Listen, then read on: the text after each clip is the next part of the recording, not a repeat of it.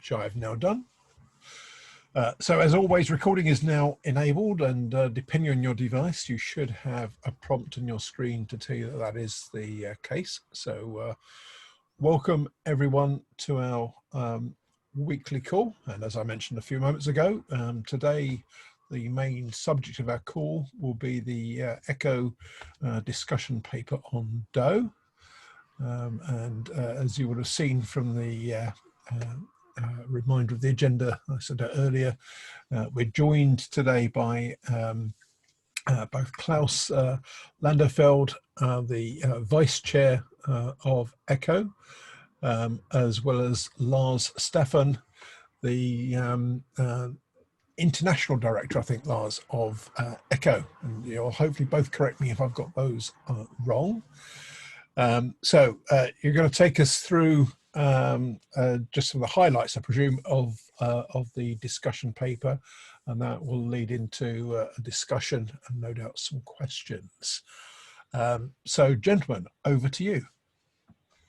Thank you, Andrew, and thank you for giving us the time on this call and also the opportunity to present our paper. And also thank you very much that you already distributed it on the list beforehand. If I may, I can share some slides with you. Yeah, sure. You should be able to do that, I hope, Lars.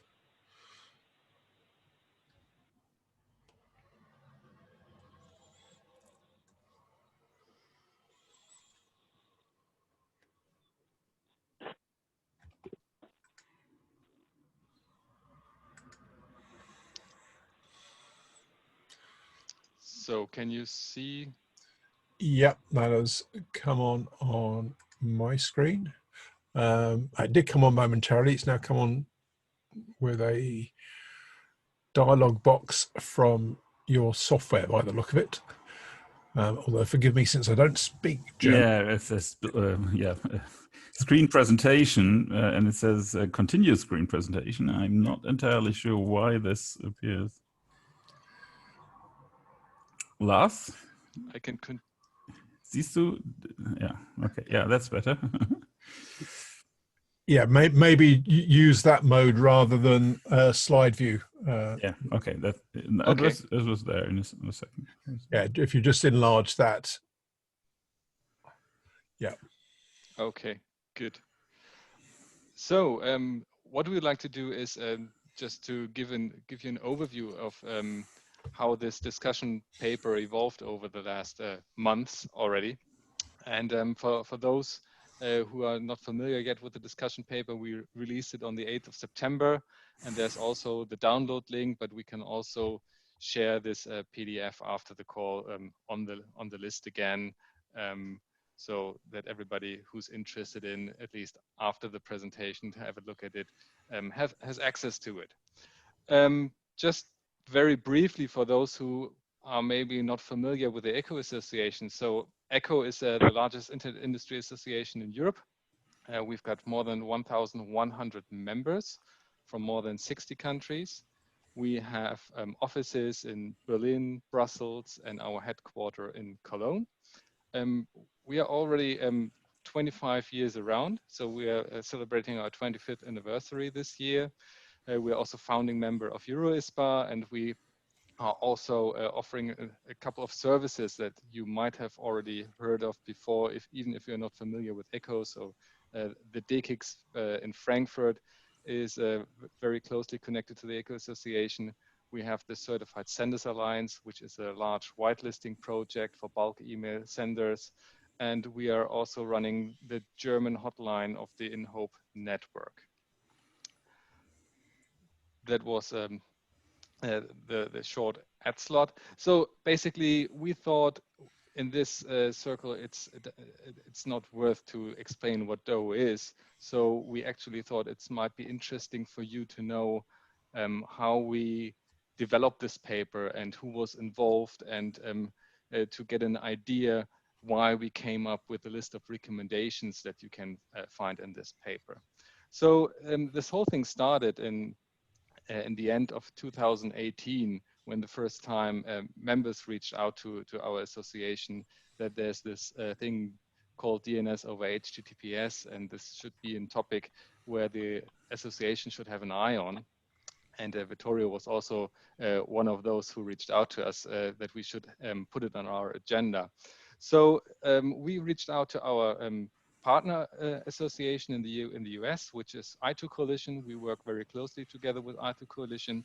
So we set up a first call with Mozilla to give members the opportunity to have a direct conversation with Mozilla, what it's all about, the implementation of DOH, how does it work, answer questions, clarify misunderstandings around this. So this was our very first initiative on this topic. And so in the following weeks, we developed the first draft of a paper on DOH, which we circulated in March 2019. And in that time, when we had this call for comments among our membership, we received very diverse feedback from our members, and that also reflects the ECHO membership. So ECHO is maybe sometimes perceived as an ISP association. We have a lot of ISPs among our membership, but we also have different kinds of infrastructure providers, but also security companies who are ECHO members and who are also organized in different working groups. So especially from the security side, we received feedback on that paper that we should reconsider some of the statements in that paper, and that they couldn't agree on some of those statements. And also Cloudflare, which is one of our members, had a look at it, and they asked us to have a conversation about this paper. So we also had a Q&A session with Cloudflare on the telephone. And after that, there was a lot of going on DOH. Every conference was having slots on DOH discussing these topics. I'm, for example, involved at ICANN. There were several ICANN sessions at that time discussing DOH from different perspectives and angles, and also raising a number of concerns. I'm also a member of the ISPCP constituency at ICANN, which also already was working on a position paper on DOH. So there was a lot of going on, and so we followed this discussion, and that was also the time in September when the EDDI was launched, and that was and so we realized that this is something which is here to stay, and where we have to have an eye on, and where we have to do something to serve our members and their needs and positions. So we came up with the idea to organize a workshop on this topic. And so we did this in December last year. And the intention of this workshop was to bring those different stakeholders together, because, as I said, the feedback even among our membership was very diverse. And so we also wanted to make a useful contribution to the whole discussion, because most position papers that I received in those days were clearly pro and con DOH. And we thought, okay, of course, we can come up with this kind of statement paper as well, but we thought this wouldn't be a useful contribution to have a Me Too paper, to say it that way.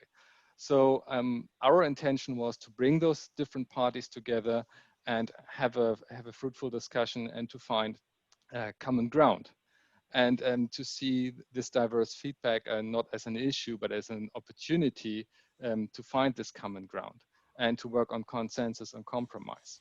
So who was involved in this discussion that we had at the end of December, very close to Christmas, where we also thought this would also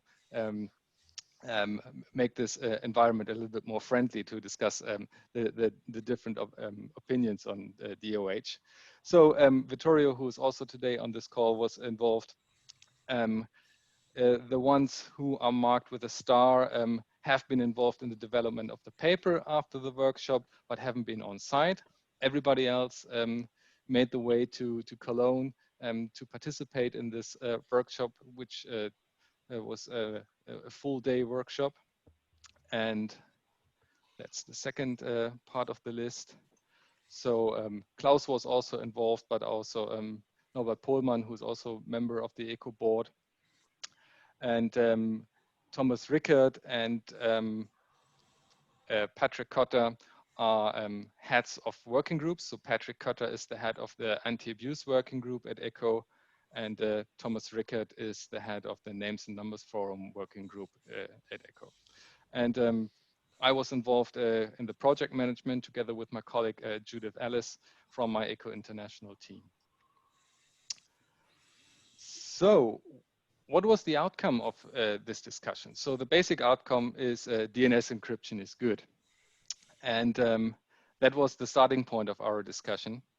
And we put together a number of recommendations. The first were deployment recommendations. So what we developed is a recommendation that ISPs and network operators in general should offer their own DOH, which would also address some of the issues that we identified around CDN caching distribution. With regards to some issues, especially in Europe, where governments ask their ISPs to do some filtering and blocking, that if ISPs implement DOH, that they should deliver the same filtering options that they are currently offering for regular DNS, also for DOH. And we ask application developers to think carefully before changing the resolver by default. There are also some legal recommendations, like that we would like to see that you give users the information and choice over DNS resolver operators and which protocol is currently used on their devices, to ensure that user tracking is not possible as far as you can do this, that you use privacy enhancing technologies and techniques at all times to complement encryption. And of course, if you're in touch with European users, that you comply with GDPR when you process personal data. When it comes to the implementation, we ask that DOH on the application should not be the default. So the recommendation is that DOH on the OS level is the preferred option. We encourage the implementation of network discovery so that applications should try to discover a DOH interface to the local resolver through the local network. And what we also put into our list of recommendations is that you should inform users of whether or not the DOH is actively in use, so that you visualize if there is an active DOH connection currently in place. And of course, in line with the legal recommendation also on the implementation level, that you should avoid user tracking as good as possible. What we also recommend is that application developers that establish programs to validate and/or recommend resolvers should make sure that these programs are fairly accessible to any DNS operator from any part of the world to ensure the auto-discovery options. We also created a proposal for a network discovery policy, so that first check if the user configuration on the OS that asks the service and application to use a given DOH server. If there's no such policy on the OS level, look for the network and ask if the network has a policy to follow.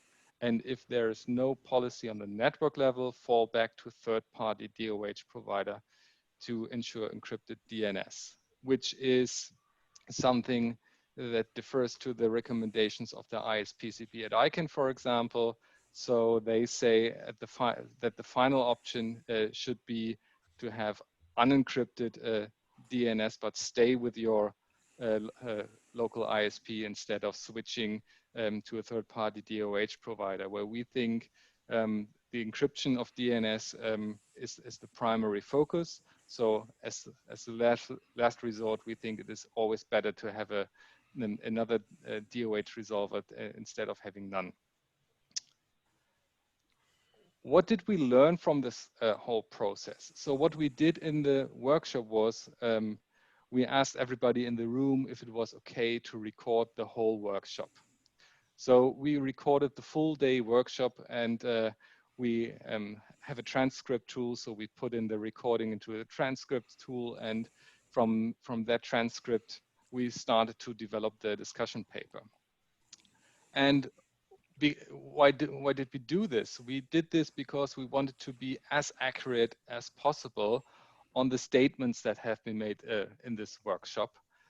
And what we finally found out was, even that we did this with a good intention, we saw that the different aspects and different positions were already biased by airtime. So of course, people in the room that were talking more than others, of course, had more airtime. So they were more represented on the recording, were more represented in the transcript, and of course, their positions had more were covered in larger parts of the first draft of the paper.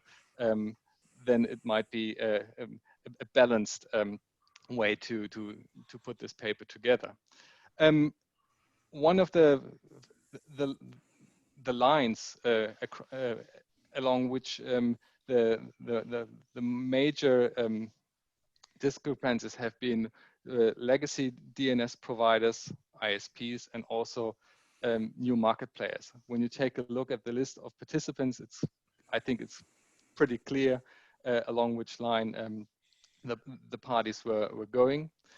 As you can see, when you take a very close look at the beginning of the paper, we didn't reach full consensus. So there is a disclaimer at the very beginning where example Cloudflare doesn't agree with all the positions that are mentioned in the paper. But we still managed that all parties involved continue to be committed to the project.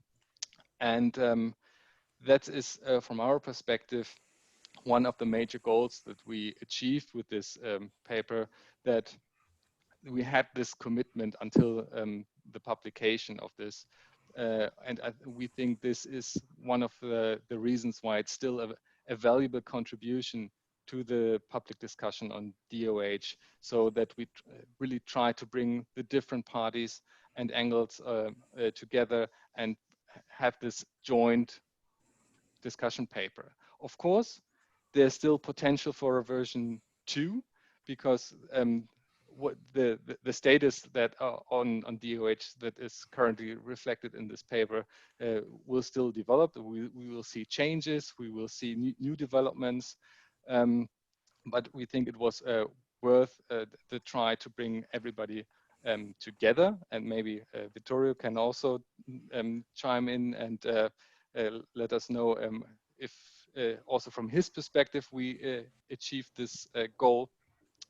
So this is actually what I just wanted to show you, give you some background information, how we worked on this paper, how we reached the recommendations that we put together. And maybe this is also helpful for you to know as a background information when you would like to provide feedback on this, just to know the history behind this and who was involved and what was our intention behind this. So thank you very much for giving us the time to present this. And if you've already had a look at this paper and have read it and would like to provide feedback, we are happy to discuss this right now. Thank you very much. Fantastic. Thank you, Lars. And I have to say, as you were talking, I was reminded having a lengthy conversation with Klaus in Brussels a number of months ago when we were still all allowed to travel about DOH. So it's fantastic to see the sort of report now out there and actually sort of setting out the sort of position, which is really helpful. I wondered if you could comment, perhaps, just while people are sort of getting their thoughts together on questions, in terms of, as you said, there wasn't full consensus on everything. Are you able to comment on where the sort of main areas of controversy were, without worrying about who said what, but just if there are areas of disagreement, what those main areas were, if you can recall those, Lars? I think one of the, as I said, one of the lines was between legacy DNS providers and new market players. So when we put in recommendations like that every ISP and every network operator should provide their own DOH to keep their customers in their own networks, it was something where new market players said, why is this one of the major recommendations? What is the bad thing about redirecting DNS traffic to a third-party provider, for example? So where ISPs, for example, would argue, well, if my end customer is having a bad user experience because there's something going wrong, he wouldn't consider there's a third party involved. So my customer would reach out to me and would call my customer support to try to solve the issue. And then I would have to explain to my customer that there's a third party involved and that I've got nothing to do with the issues or with the bad performance. And those are the parts where you have the discussion going back and forth. And those are clearly those parts where you don't agree, don't reach full consensus. Yeah. Okay, that's excellent. Thank you. Right. Well, if people would like to raise their virtual hands, if you have got comments or questions, that would be fantastic. And I was going to say, I was imagining that Vittorio may well wish to make a comment as you're listed as one of the contributors to the report, Vittorio. So do you want to come in? And then if others have got comments or questions, again, if you raise your virtual hand, come in after Vittorio. But Vittorio, over to you first. No, I just wanted to add that this was quite an interesting effort. I mean, it was quite a long endeavor. As you saw, it took almost 2 years to get to a final document that could be accepted by everyone. But exactly because of this, I think it was interesting, because part of the problem we've been having in other places is that people were maybe not willing to listen, but not willing to reach middle ground, and so to find middle ground positions that would be accepted by everyone. And in this paper, actually, we did. So in the end, for example, there are some recommendations that they really like and support, and others maybe I don't totally like them, but in the end, I'm fine. I can live with them because they are a good compromise between the needs of all the participants. And so this is what I would encourage people that work also in other fora to take this experience and try to apply it elsewhere. Because, I mean, if we want to get out of this DOH discussion successfully, I think we need to find a middle ground which is acceptable for everyone. Excellent. Thank you, Vittorio. Again, if other people have got, Klaus, you raise your real hand as opposed to... I have a real hand, yeah. I think that's an interesting one here. I'm not sure where this is in this application, which is a bit strange because I use Zoom quite a bit, but I couldn't find it right now. Whatever. I just wanted from the discussion how it was going, I think that the fundamental, or one of the fundamental discussions was really about the needs of ISPs and operators who obviously need to make their customers happy versus the operators of internet services. And I mean, it's not unexpected. We had that in quite a number of other issues in the past. But it's typically the access providers who are also tasked with legal obligations, things like that, blocking and so on. Most of the DOH service providers right now are not really concerned with these issues, or they think they can go around it. Where I'm not so sure if the upcoming legislation might not change that. So in a lot of regions, at least in Europe, we're currently experiencing that over-the-top services are being regulated in a way that they will have to adhere to exactly the same regulations than access providers will have to, and that might change the whole view on how to operate a service like this, because it will be very difficult. But that was one of the main points of discussion, and also the service providers, understandably, I have to say, were very unhappy with the comment that there might be tracking involved, or that they might want to gather information from offering a DOH service. And that's obviously a perspective you can take, that this is trackable or not. But this is something where we're having immediate reactions whenever this popped up, that this is kind of like this is not the goal, and that they will commit to not collect data. But obviously, while some of the major operators might very well do that, or have a contract with Mozilla to not do it, I'm not sure with DOH providers popping up all over the world if this is true or holds true for all sorts of DNS operators in the future. So this was a major point of discussion we were having while writing a paper. Was there anything, Klaus, on that, just pick up on the point that was on Lars's slides as well, with GDPR? I certainly see some things where if it's a, should we say, non-European operator, specifically a US operator, just thinking of the recent ECJ ruling about the non-equivalence of Privacy Shield and GDPR. Well, if you flip to a US operator, was there any discussion in your workshop about the implications of that and customer privacy? Well, it was, yes, there were discussions about this. I mean, let's put it like this. The European access providers made it very clear that from their point of view, everyone will have to adhere to GDPR as long as they're processing information of Europeans, and this is obviously relevant or privacy relevant information which is being processed here.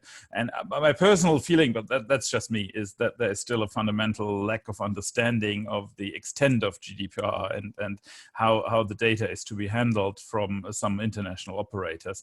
And there's even discussions within certain international organizations that the European parts understand that very well, while the US parts don't really or have no full understanding of what GDPR means and how extensive that is regulated. Yes, it was a major point of discussion, but I don't think we found any consensus on this, on if an operator will fall under GDPR or not. Right. Even so, from a European viewpoint, there is no discussion. It's obviously market based, but yeah, it was a point of discussion. Yeah.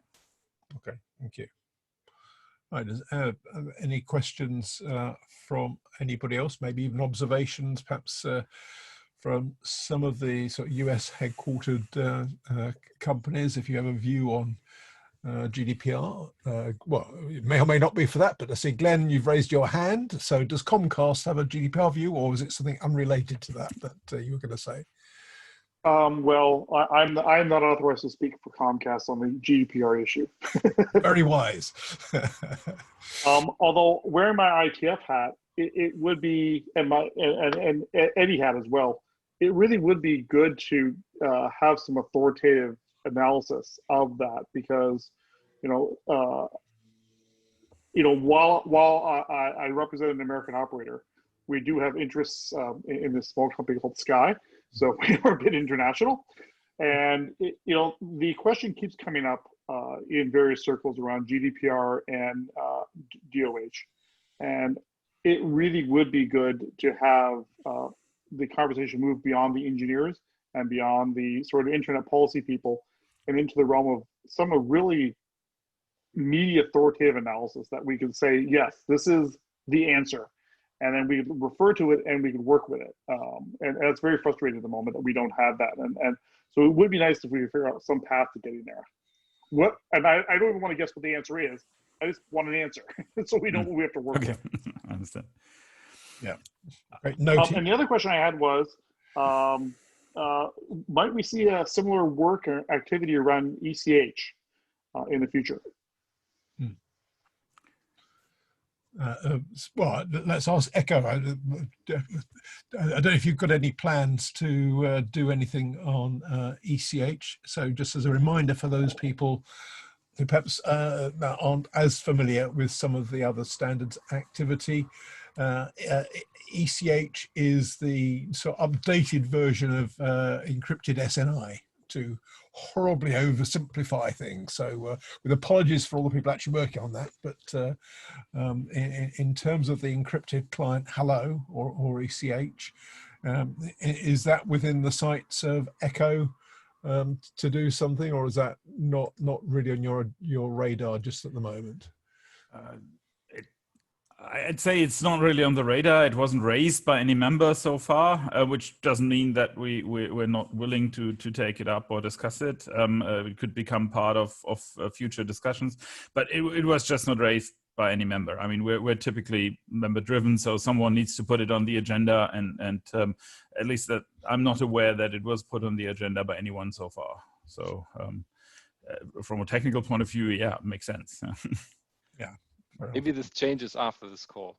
Yeah, absolutely. Well, I might raise it. Wait, no, we think about it. Yeah, I'll send you a draft for a discussion document or a short briefing document rather after the call, just for reference. Yeah, very good. Yeah, on that. But just to add, one major point of discussion was from the security working group, for example, it was. That they basically, in general, love the idea of DNS encryption, but on the other hand, they were asking, we would still like to have control over our networks. So this is also the origin of the recommendation of that I would like to see DOH implemented on the OS level rather compared to the application level. Yeah, indeed. Thank you. Right, I see that Simon has raised his virtual hand. So if you want to come off mute, Simon, the floor is yours. Just a quick one. It's probably obvious to most people on the call, but of course, from the UK as of the end of the year is no longer part of GDPR as such.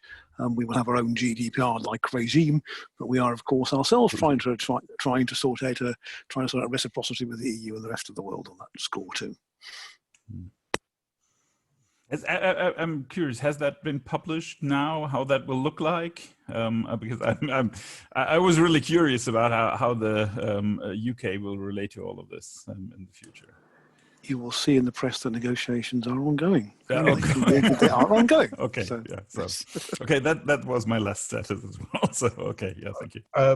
Without preempting that, I presume in the short term, Simon, that we will have an equivalent of GDPR carried across into UK legislation. Yes, the essence of processes through our Parliament is effectively to take across most EU legislation into UK law, but from placing constraints on it that refer back to the UK. So, for example, EU commissioners are replaced by UK ministers, etc. From legislation. Yeah, indeed. Thank you. Okay, thank you. Any other questions or observations from anyone? And you'll see that there's a link in the chat to the paper itself at the top of the chat. And there's also a second link which I spied, which is about ICO's view. This is from Brian. The ICO's view, sorry, on data protection in the UK at the end of the transition period. At least that's what the title says. I haven't read it clearly, so I won't comment on what the content is, but I'm sure that's a useful link, Brian, so thank you for that. And also answering another question that was directed at me in the chat. The intent is, assuming that Lars and Klaus are happy to share them, that I will include the slides with the core notes for your perusal. And you've obviously already got a link to the underlying document itself that you can access. I will send you the slides for distribution, of course. Perfect, thank you. Okay, any other comments, observations, or questions for Klaus and Lars? I have to say all the questions so far have been remarkably easy. Not that I'm hearing any It's just a good complaints. paper, you know. Absolutely, yes. It's sort of self-evident what we've written. I think if we'd had this call 6-9 months ago, the questions may have been harder. It would have been, yeah. I mean, and the whole thing was written up to be non-controversial. No, it was kind of like trying to be in a direction where most people can agree on. But this is also about giving guidance to people who never concerned themselves with DOH so far, in order to get an idea, but also get some recommendations which are not so controversial, which you could probably implement in your network. So yes. that was the whole idea of this working group and of the paper. So we obviously succeeded at least to a certain extent.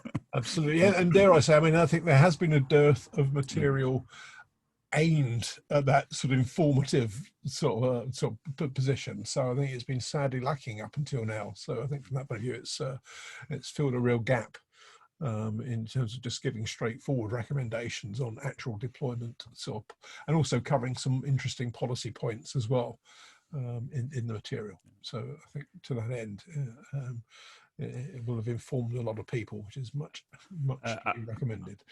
I just one thing, because when the question of the legality or of the legal regime popped up, that's something I will propose to our team and to our DNS group, because I think we can actually work on this within ECHO. I mean, we have a lot of lawyers, and we're with the ties to I2 Coalition. We might, I believe, we can provide a position there, at least some recommendation. That shouldn't be too hard. What do you think, Lars? Can we? I believe we can work on this and come up with at least a short abstract or some recommendation style paper there. Yes, I agree. I think so. Yeah. Okay, well, that would certainly be helpful. Although I observe from personal experience, when you ask lawyers for a definitive view on something, that's difficult. But that's not just the lawyers. I mean, you're up to the courts, so that means it's not definitively right. Yes, yes, with apologies to lawyers in the room. Fantastic. All right. Well, in that case, thank you. As I say, I genuinely think that it's a really useful paper, and I would urge people to read it through. The fact it took such a long time, which is not criticism, to actually get it done, I think is testimony to the quality of the content. And who knows, and maybe, as you hinted at, maybe a version 2 in due course. So I guess if people have got comments on it, please feed them back to ECHO. I'm sure you'll be interested to see what people think. So yeah. Just on this, there will be a version 2 most definitely, because with all the implementations on the OS level just starting, with Apple now starting, with Microsoft thinking about it. So this is all.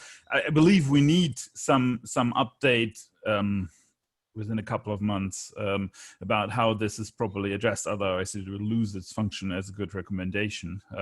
So we will continue working on this paper most definitely. Fantastic. Brilliant. Well, in that case, thank you, gentlemen. You're welcome to stay on the call as we move on to any other business. But thank you for coming on. That's much appreciated. Thank you. So to tell you in mind, we are now on any other business. I've got one or two things to raise. But before I do that, is there anything that anyone else would like to bring up on the call? I'll give you a moment to come off mute if there is. Glenn. Isn't that my usual cue to speak about ADD? Well, it'd be rude not to, wouldn't it, really? So why don't you talk about ADD for a moment or two? I will say I think the 2 sessions we had went really well for the interim, and I was especially astounded at the level of detail and sort of engagement we got on the whole authentication discussion. When you have things at that very high level topic, you can sometimes run the risk of talking about all the superfluous stuff and the easy stuff, but not getting into the deep meat. And I thought the actual deep meat was really well done. So for those who didn't join that, the recording is not quite up yet. I will post to the list when it is available, but I will encourage you, please go read the meeting minutes. They were very well taken by Ben Schwartz in great detail. And they really covered some important discussion around the use of DHCP for acquiring encrypted resolvers and discovering them. So I think that was a pretty major contribution that group made to the conversation. So please go read that. And I will point out, I just saw today that Tiro and Neil Cook and a few others just posted a draft about using DHCP settings to acquire DO resolvers. So there's even a new draft out there for you to read and start commenting on. So please comment. Off the press. No Moscows on them. Yes, indeed. And dare I say it, of course, that discussion played neatly to one of the comments in the ECHO report about the need for discovery mechanism. So from that point of view, it's all to the good in terms of moving that forward, which is really helpful. And I think unless you've had a rethink as co-chairs since the call, at the moment the plan is that the next sort of meeting as such of the group will be at IETF 109 virtual, unless you That's do. correct. Yes, we have one session right now. I'm going to go in this week and see if I can put us in for a second session as a request to see if that's possible. We have 1 2-hour session we've requested. If not, we'll just simply have an interim afterwards. Yes, the reason for we looked at the schedule, and the prime time to have another session for an interim would fall right at the same time ICANN doing their virtual meeting. And with ICANN coming up, it just seemed like too much to ask of people to like try to load that all up all at once. So, but that doesn't mean we can't keep working, because the primary work of the ITF is done on the list. So it's not just like, hey, we've got now like 5 weeks of doing nothing on DO. No, we have 5 weeks of working on the list before we meet in person or virtually in person. Yes, indeed. Yeah, fantastic. Thank you, Glenn. Does anyone else have any other business to come in on?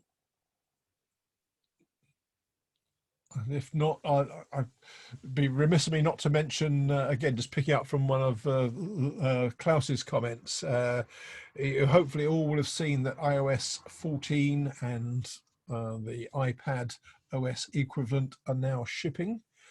I confess I haven't had an opportunity yet to test the ability to configure DO on the sort of shipped versions of the operating systems, but I presume the functionality is enabled now. So I know on some of the European mobile networks, iOS devices are the majority of users or are used by the majority of users on the mobile networks. So that represents a significant slice of the sort of user base. Now with the facility to easily use DO.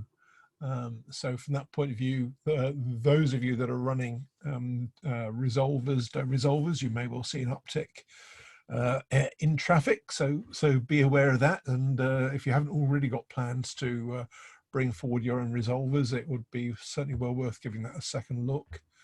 I don't know if, without deliberately, well, I will deliberately put him on the spot, but I don't know if anyone, I'm thinking maybe John, I don't know if you've noticed anything yet in terms of any change in traffic levels on Quad 9 on encrypted traffic, or is it too soon to have seen any effect? I can't say we've seen an effect that's directly related to the iOS release. There is, of course, an ongoing trend in increase of a couple percentage points per week that's outpacing user growth. So it is growing more quickly than anything else. We have noticed the uptick in, what is it, type 65 requests, which I believe are part of Apple's, some of Apple's testing for ADD. Someone else here, correct me if I'm wrong. It's been a week or two since I've looked at that data, but I know that we have seen an uptick in those discovery query types. Right.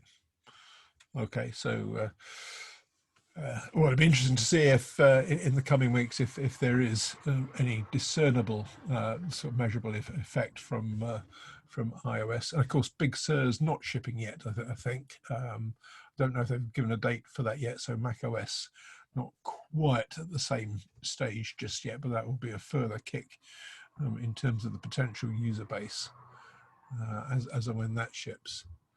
But maybe that's something we'll come back to. Thank you, John. I see Glenn and Chris have both raised their hands. Did I not lower your hand earlier, Glenn, or was there a second point you wanted to come back in on? Nope, no, you did not lower my hand. Okay. Okay. I have now. Apologies. In which case, Chris, you wanted to come in. Yeah, just on that point about iOS 14. So I'm running that now. But what I failed to find is an app in the App Store that will make use of the APIs of iOS 14. So I've had a look, I couldn't see one. So I don't know whether that's just because I'm not looking in the right place or no one's released one yet. Right, well, I can't comment because I hadn't had a chance to even look yet. So you're slightly ahead of me, Chris, in that case.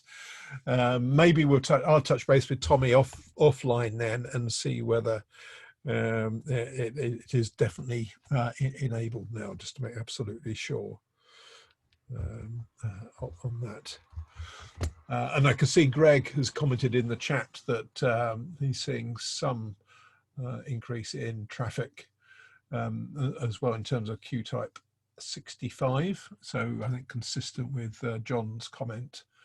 And 65479. I'll confess I'm not entirely sure what the second one is, but hopefully that will be meaningful to some of you on the call. But yes, definitely this is remaining sort of very pertinent. Right. Okay. Well, with that, I think pretty much concludes the call today. So thank you everyone for your time. Particularly thank you to Lars and Klaus for coming on, for publishing a report. Please read it afterwards if you've not read it already. And we'll speak again same time next week. So have a great week, everyone. Thanks for your time. Thank you. Bye-bye. Thank you. Bye all. Take care, Andrew. Bye.